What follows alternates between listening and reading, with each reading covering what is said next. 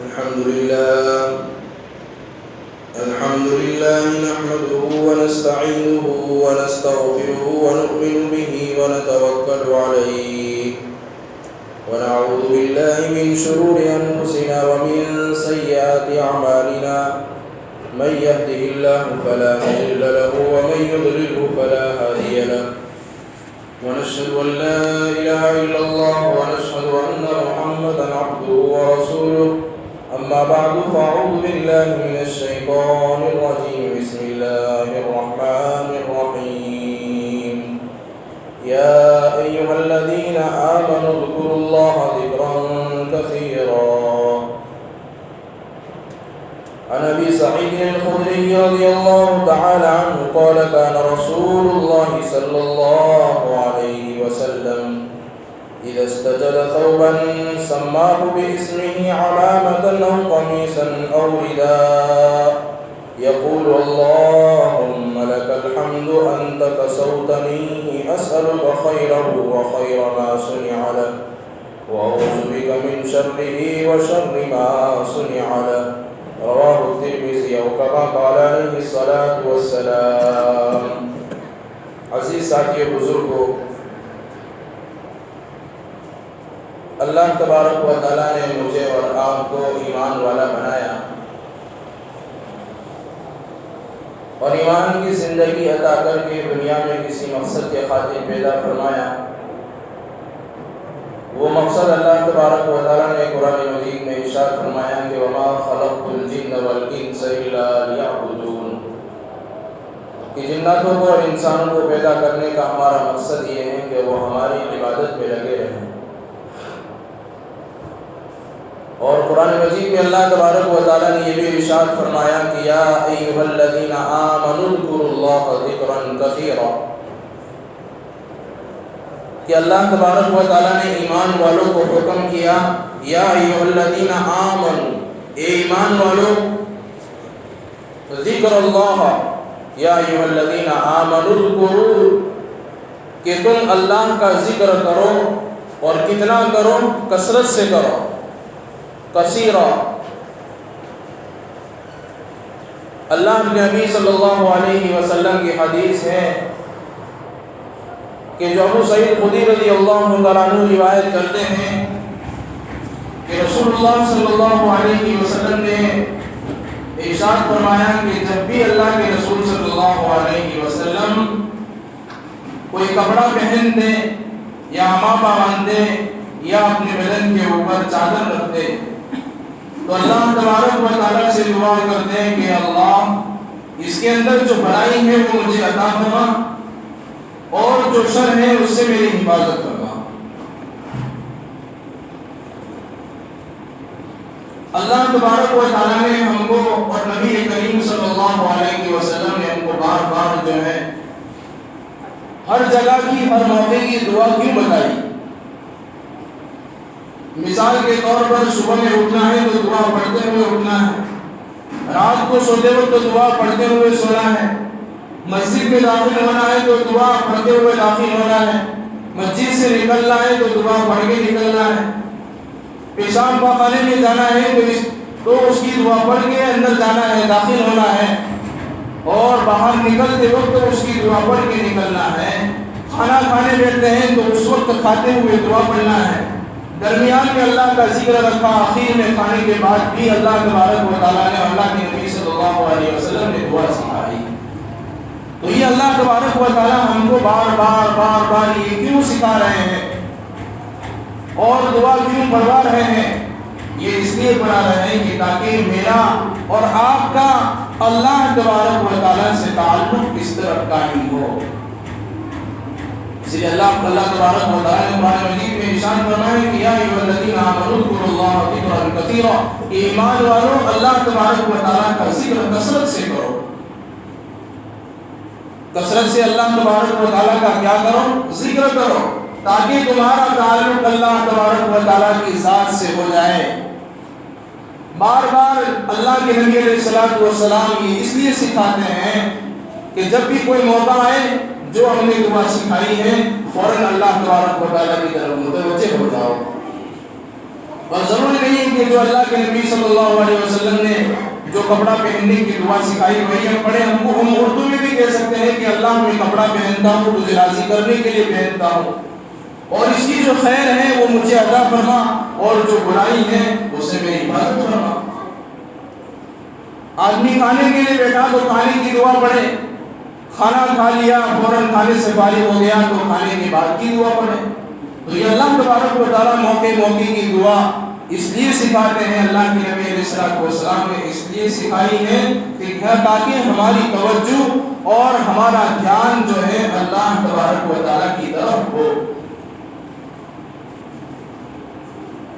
آج دنیا کے اندر جو ہے لوگ بہت سارے گناہ کر رہے، چوری کرنے والا چوری کر رہا ہے، ڈاکہ ڈالنے والا ڈاکہ ڈال رہا ہے، قتل کرنے والا قتل و غارت کر رہا ہے.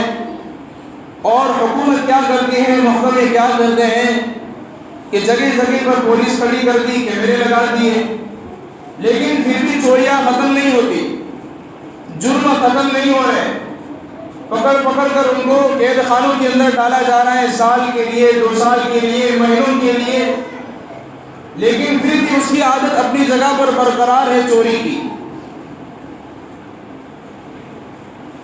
قتل کرنے والا ایک دوسرے کو مار رہا ہے، ڈاکہ ڈالنے والا ایک دوسرے کو مار رہا ہے، اس کو پکڑ کر لے جا رہے ہیں، پھر اس کی سزا ختم ہو گئی، لیکن پھر بھی وہ اپنی عادت کے اندر مشغول ہے. وہ کیوں؟ اس لیے کہ اس کے اندر، اس کی زندگی کے اندر اللہ کا دھیان نہیں ہے، اس کی زندگی کے اندر اللہ کا خوف نہیں ہے، اس کو آخرت کا یقین نہیں ہے. اس کے اندر اللہ کی یاد آ جاوے، اللہ کا استحضار پیدا ہو جاوے، پھر وہ آدمی کبھی گناہ نہیں کرے گا، کبھی چوری نہیں کرے گا، کبھی بغیر قصور کی کسی کو مارے گا نہیں. اور یہ چیز اللہ کے نبی صلی اللہ علیہ وسلم نے اپنی حدیث مبارکہ میں ارشاد فرمائی ہے. اور کیا ارشاد فرمایا؟ ارشاد یہ فرمایا کہ جب زانی زنا کرتا ہے تو حتی لا یؤمن، کہ وہ اس وقت مومن نہیں ہوتا. شراب پینے والا جب شراب پیتا ہے تو وہ اس وقت مومن نہیں ہوتا. چوری کرنے والا جب چوری کرتا ہے تو اس وقت مومن نہیں ہوتا. اور مومن نہ ہونے کا مطلب یہ ہے کہ وہ اس وقت اللہ کو یاد نہیں کر رہا ہے. اگر اللہ کو یاد کرتا تو چوری نہ کرتا، اللہ کا دھیان اس کی زندگی میں ہوتا، اس کے دماغ میں ہوتا، دل و دماغ میں ہوتا تو وہ شراب نہ پیتا. اللہ کا دھیان ہوتا، اس کے سامنے اللہ ہوتے ہیں، اللہ کی ذات ہوتی تو وہ نہ چوری کرتا، نہ زنا کرتا، نہ شراب پیتا اور نہ اور کوئی گناہ کرتا. لیکن اس کی زندگی کے اندر سے اللہ کا دھیان ہی ختم ہو گیا، اللہ کی یاد ہی ختم ہو گئی، اللہ کا استحضار ختم ہو گیا، تو وہ ہر گناہ کرنے کے لیے آمادہ رہے گا. وہ اپنی آنکھوں کے ذریعے بدنظری بھی کرے گا، اپنے ہاتھوں کے ذریعے گناہ بھی کرے گا، اس کے پیر گناہوں کی طرف بڑھیں گے، اس کے کان گناہ میں استعمال ہوں گے، اس کی زبان گناہوں میں استعمال ہوگی، اس کا دماغ جو ہے گناہ کے پلان کرنے پر استعمال ہوگا کہ مجھے فلانی جگہ پر یہ کرنا ہے تو کس طرح کرنا ہے. اس کے جسم کے سارے اعضاء جو ہے گناہوں کے اندر استعمال ہوں گے. کب؟ جب اس کو اللہ کا دھیان نہیں ہے، اللہ کا استحضار نہیں ہے. لیکن اللہ کا استحضار اپنی زندگی کے اندر آ گیا، اللہ کے ذکر کرنے سے، بار بار یہ صبح اور شام کی دعائیں پڑھنے سے.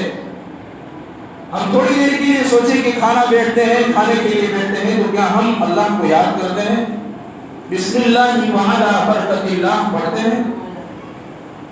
کھانے سے فارغ ہو گئے تو کیا اس وقت اللہ کو پھر یاد کرتے ہیں؟ الحمدللہ الذی اطعمنا، کہ تمام تعریفیں اس اللہ کے لیے جس نے ہمیں کھلایا، وسقانا، جس نے ہمیں پلایا، وجعلنا من المسلمین، اور تمام تعریفیں اس اللہ کے لیے جس نے ہم کو مسلمانوں میں سے بنایا. کیا اللہ کی تعریف ہم کر رہے ہیں؟ ہم وضو کرنے کے لیے بیٹھے ہیں تو اس وقت اللہ کو یاد کر رہے ہیں. ہم مسجد میں داخل ہو رہے ہیں تو کیا اس وقت اللہ کو یاد کر رہے ہیں؟ اللہم افتح لی ابواب رحمتک. ایک اتنی پیاری دعا اللہ کے نبی صلی اللہ علیہ وسلم نے ہمیں سکھائی ہے کہ اللہ میرے لیے رحمت کے دروازے کھول لے. میرے لیے تو رحمت کے دروازے کھول دے. اور مسجد سے نکلتے ہوئے کیا ہم اللہ کو یاد کرتے ہیں؟ حالانکہ یہ اتنی پاک جگہ ہے، اتنی بابرکت جگہ ہے، لیکن پھر بھی اللہ کیا کہہ رہے ہیں کہ ایسی جگہوں پر بھی مجھے یاد کرو. لیکن جہاں گناہ ہو رہے ہیں، جہاں پر اللہ کی نافرمانیاں ہو رہی ہیں، تو اس موقع کے اوپر اللہ کو کتنا یاد کرنا چاہیے گناہوں سے بچنے کے لیے. لیکن آدمی جب گناہوں کے اندر پڑ جاتا ہے، اس کو اللہ کا دھیان بالکل نہیں ہوتا، تو وہ گناہ کرتے جاتا ہے. اور حدیث پاک میں آتا ہے کہ ایک گناہ کرنے کی وجہ سے، ایک اللہ کی نافرمانی کرنے کی وجہ سے اس کے دل کے اوپر ایک سیاہ نقطہ لگ جاتا ہے، کالا نقطہ لگ جاتا ہے. لیکن اللہ کے نبی علیہ السلام نے کیا حکم دیا کہ گناہ کر کے فوراً اللہ سے توبہ کر لو، اللہ سے معافی مانگ لو. اور اللہ تبارک و تعالیٰ کا دروازہ، توبہ کا دروازہ کھلا ہوا ہے. کب تک کھلا ہوا ہے؟ حتیٰ تطلع الشمس من مغربها، یہاں تک کہ سورج مغرب سے نکل رہا ہے، یعنی قیامت تک یہ دروازہ کھلا ہوا ہے. اس نے اللہ سے معافی مانگ لی کہ اللہ مجھ سے گناہ ہو گیا، میں انسان ہوں، میرا نفس اور شیطان میرے ساتھ لگے ہوئے ہیں، مجھ سے گناہ ہو گیا، اللہ کو معاف کر دے. وہ گناہ جو ہوا ہے اس کی وجہ سے اس نے توبہ مانگ لی، اللہ سے معافی مانگ لی، تو وہ گناہ جو دل پر پڑا ہوا ہے اور جو اس کا نقطہ سیاہ نقطہ، کالا نقطہ جو اس کے دل پر پڑا ہوا ہے، وہ ہٹ جاتا ہے. لیکن اس نے اللہ سے توبہ نہیں کی، اللہ سے معافی نہیں مانگی، اللہ کے سامنے ہاتھ اٹھا کر اس نے دعا نہیں کی، اور پھر دوسرا گناہ کر لیا تو دوسرا نقطہ لگ جاتا ہے.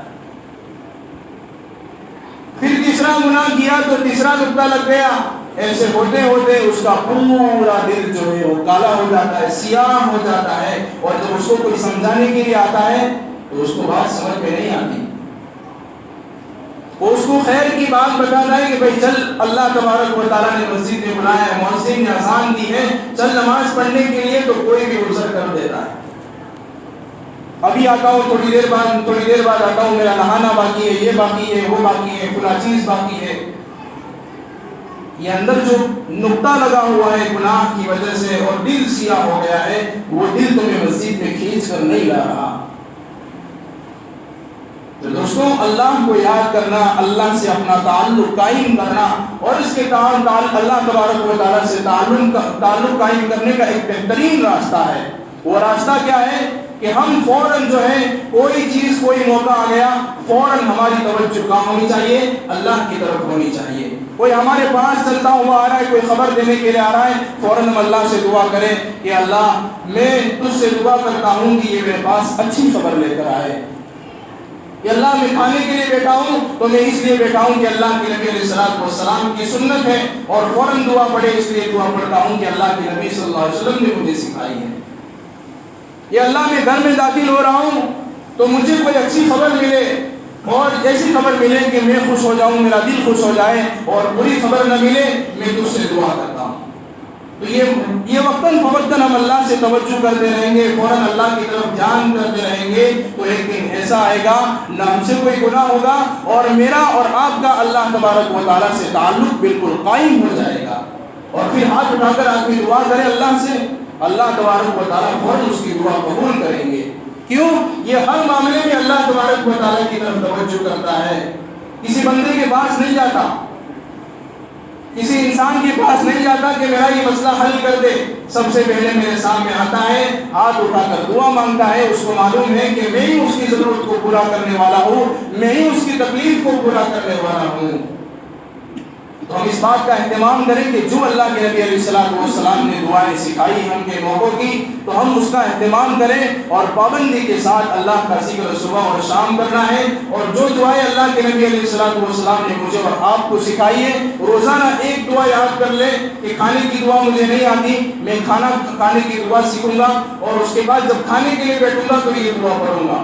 پھر دوسری دن کوئی دوسری دعا سیکھی، اور اس موقع کے اوپر وہ دعا پڑھ لی. تو آہستہ آہستہ ہم دعاؤں کو سیکھ بھی لیں گے، اور موقع پر وہ دعا ہمیں یاد بھی آ جائے گی. اللہ تبارک و تعالیٰ ہم سب کو کہنے سننے زیادہ عمل کرنے کی توفیق عطا فرمائے. وآخر دعوانا الحمد للہ رب العالمین.